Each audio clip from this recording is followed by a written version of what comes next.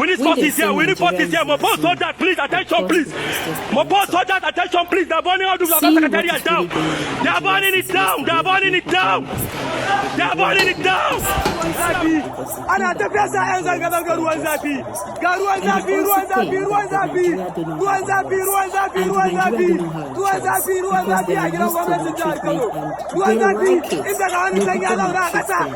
But the thing is, well, in Niger State, at least 6 people are now feared dead. The police say they arrested 11 armed hoodlums who set fire to a government building after looting it, while the police fired tear gas to disperse defiant protesters who attempted to gather at the Eagle Square in the federal capital territory. What is going on is a part of Nigeria. What all started like a peaceful protest have now become what you have seen. Different canisters of tear gas being fired just by the side of the Federal Secretariat. And it's becoming something very serious between the people here.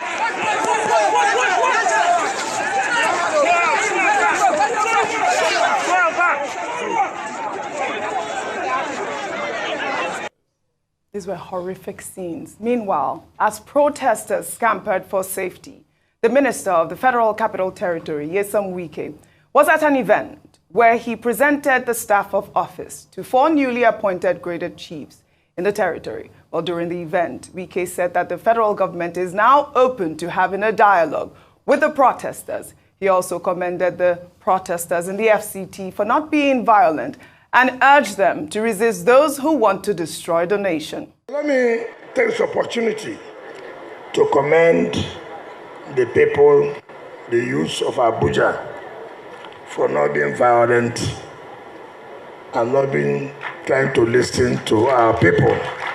You have said severally that it is better to dialogue, it is better to sit down and iron out issues with government. I want you to continue with that peace process, and he who makes peace will at the end of the day enjoy the dividend of peace. I want to commend you and still talk to our people, appeal to them that we are still ready to sit down and talk with them and dialogue with them and iron out the gray areas. All right. I mean, it's good to hear the minister now, speak about dialogue. Earlier, you guys spoke with the lawyer and activist Kingdom Okere, who actually accused the federal government of unleashing mayhem in Abuja. He was there, so he can attest to what happened yesterday, because for what we know, the protests were supposed to be peaceful until these hoodlums attacked. Well, in Kaduna State, the peaceful protest turned violent after a group of hoodlums set ablaze the headquarters of the state's traffic law enforcement agency. They also looted property at the agency, as well as private residents around the area. The governor of the state, Uba Sani, who was on our nightly news program Newsnight, highlighted why violence prevails in northern states, saying that 70% of northerners are living below poverty line, and out of the 18.3 million Nigerian children that are out of school, 70% of them are in northern Nigeria, while 60% of northerners are financially excluded. He also called on President Bola Ahmed Tinubu to address the nation and also emphasized the need to cut the cost of governance. With the support of our commissioners, advisors, and everyone working with me, the first thing we did was cutting cost of governance. As we were speaking, no commissioner in Kaduna have gotten a new car. We have not bought a single vehicle for commissioners. We have not bought a single vehicle for myself as a governor. Deputy governor do not have a single vehicle. All our advisors, nobody have a vehicle. That's number one. Every commissioner in Kaduna today is getting something within the region of 400 to 300,000, with all the allowances and everything, as against 1.7 million. They agreed without any problem. I must say kudos to the Kaduna State governor. I mean, this is what the protesters are advocating for, cutting the cost of governance. And he actually made a very valid point, which is the reason why the northern states are in the situation that they are now. As we know, we saw Borno, where a terrorist actually ignited a bomb and killed 16 people. We saw in Gombe, we saw in Niger, there's a curfew in Kano State. And he made those points, which is northern states have to all come together to find a way to improve their lives. The government have to look into the northern states, especially the fact that he also said, 70% are financially excluded. So when they are sharing all these palliatives, are they going to go to the northern states? How are they going to get it if they are unbanked? And these are the questions. I don't know, I'd like your thought on that before I take this particular story, Ayo. The governor of Kaduna State has spoken well. Yeah. In fact, yesterday when we were speaking to Nisi Gabriel, our correspondent in Kaduna, he had actually said that because it was quite peaceful at the time, that he felt like the efforts made by the governor was what was responsible for a number of people not coming out. But of course, that changed in the course of the day.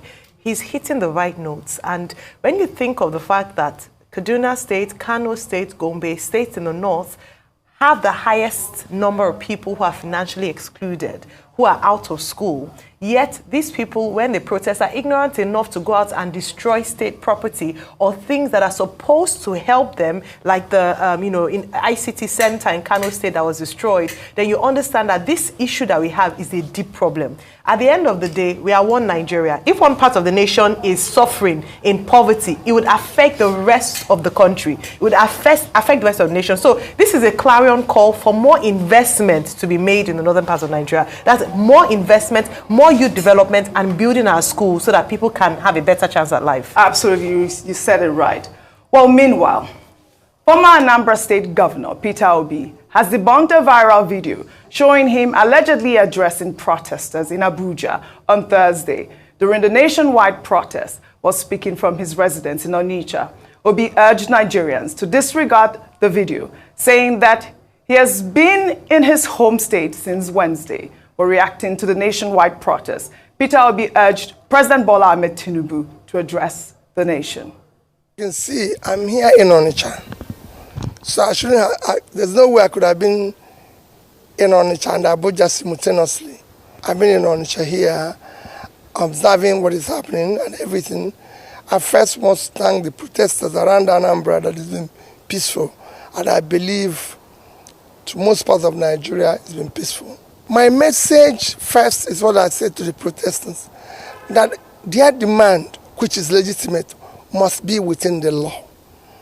We must do whatever we do. As a law-abiding citizen who has always respected the rule of law, I want people to stay within the law even when they make strongly their legitimate demand, which everybody can see in the nation today.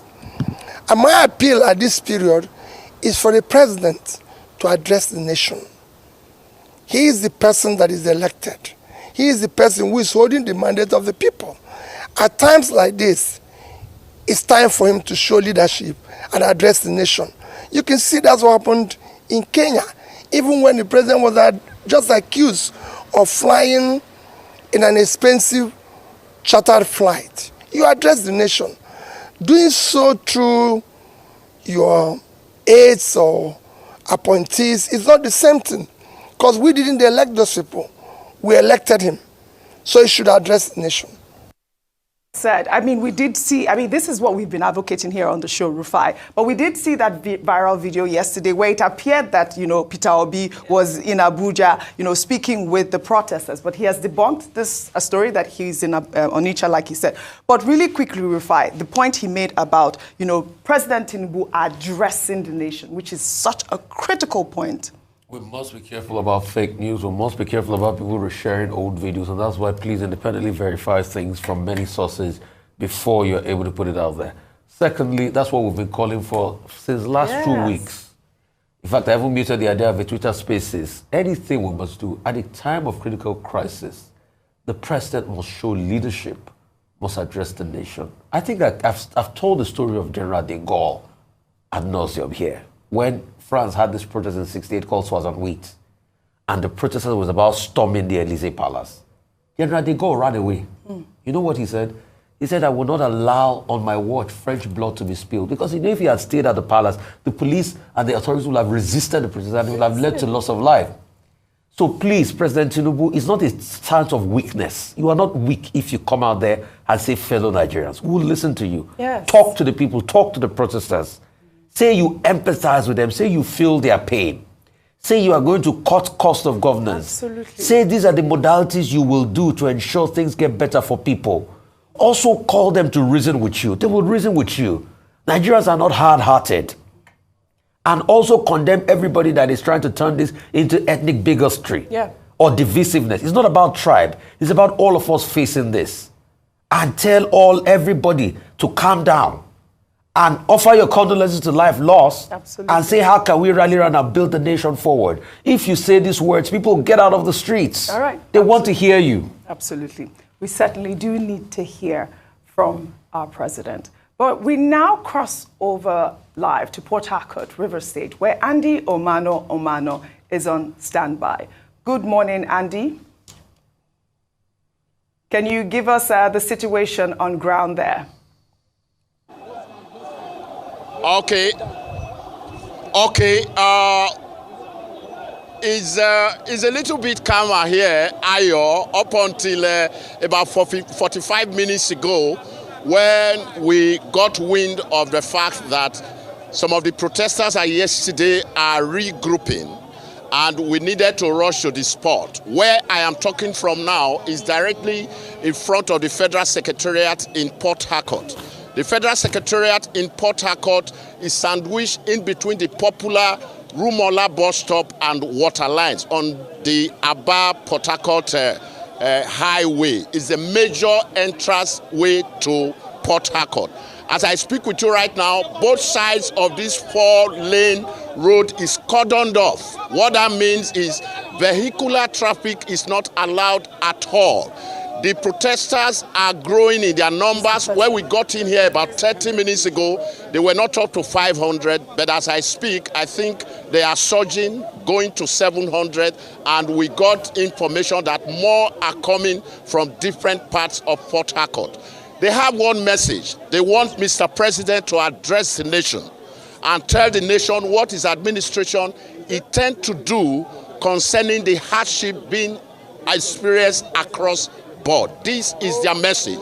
As we were here a couple of minutes ago, a convoy of security operating policemen drove past the place, and the message is, we are hungry. We are hungry. We needed the right thing to be done so that Nigerians can eke out a living on their own and be able to fend for themselves and their immediate family. They are still regrouping. We got information also that there is likely going to be another one at Ozuoba. Ozuoba is the way leading to Shoba, the University of Port Harcourt community.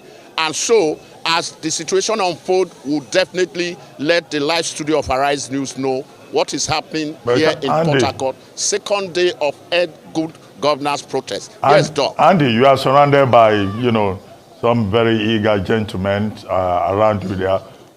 Would you like to speak to at least one of them? Let's hear from them. One of the protesters. Absolutely, Doc. Okay, can I have you? Can I just have you? You are going to, this is your camera, introduce yourself, and you need to tell us what this group is and why you are protesting. That's your camera. Good morning. My name is Comrade Abesebi Oscar. It is unfortunate that we have a government that do not have a listening ear. The masses has come out to protest. There is a demand. Unfortunately, the federal government of Nigeria, led by Bola Ahmed Tinubu, has refused to pay attention to the demand. This protest is not like an emergency protest. This protest has been rumored for up to 3 weeks or a month today. If Bola Ahmed Tinubu actually mean well for Nigerians, who are expecting that the demand of the people were all over the internet. The demand of the Nigeria was that there is hunger on the land. The demand of Nigeria was that the pump price is on the high side. The demand of Nigeria is that we cannot be able to afford anything in the marketplace again. As we speak, 5,000 naira cannot cook a pot of soup anymore. As we speak, 1,000 naira cannot buy ice fish again. As we speak, things are difficult. Nigerians are suffering. What do we have? No employment is going on. CBN has not done employment. When was the last time CBN did employment? When was the last time NNPC did employment? When was the last time NDDC did employment? When was the last time ExxonMobil did employment? When was the last time NPA did employment? All these federal government parastatals, when was the last time they did employment? If the government mean well for the people, we were expecting that before this protest, government would have lifted embargo on the people, lift embargo on employment, lift embargo on hard suffering. If the government actually mean well for Nigerians, we were expecting that Bola Ahmed Tinubu would reduce pump price immediately. As we speak, instead of Bola Ahmed to reduce pump price, we are now buying price for the rate of 900 naira, 1,000 naira. It is difficult for us. It is hard for us to survive. We cannot even take care of our responsibilities anymore. We cannot take care of our parents. We cannot even take care of ourselves. So we want Mr. Bola Ahmed Tinubu to understand that we are not leaving this place until Bola Ahmed Tinubu address the Nigerian masses. Right. We cannot continue. Bola Ahmed yesterday addressed Nigerians, telling Nigerians that he bought the position he is sitting on. Isn't that embarrassing? Absolutely. Telling Nigerians that you bought the position you are sitting on. Is that how to address Nigerians? In as much as you are there, and then the next thing you are doing is to tell Nigerians all over the internet that you bought the position you are occupying. Okay. We are not happy. Okay. We are going to occupy these days. It might even last more than 10 days. Thank you so much. All right, so Andy. you heard Miss Yes. Oscar Imeabe, yes. Yes. Thank you very much, Andy. So that's the situation from here, Ayo. Thank you very much. It's OG Okwe speaking with you, Andy. Thank you, and continue to bring us up to speed with the situation on ground in Rivers State. Thank you.